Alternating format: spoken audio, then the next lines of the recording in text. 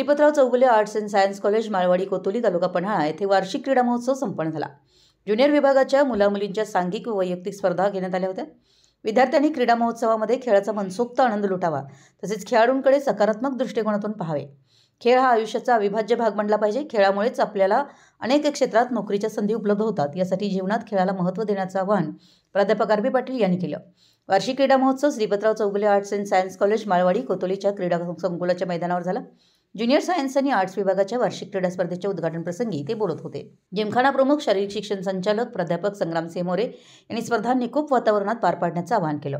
मुलामुलींच्या स्वतंत्रपणे खो खो, कबड्डी या सांघिक स्पर्धा घेण्यात आल्या. गोळाफेक, धावणे या वैयक्तिक स्पर्धा घेण्यात आल्या.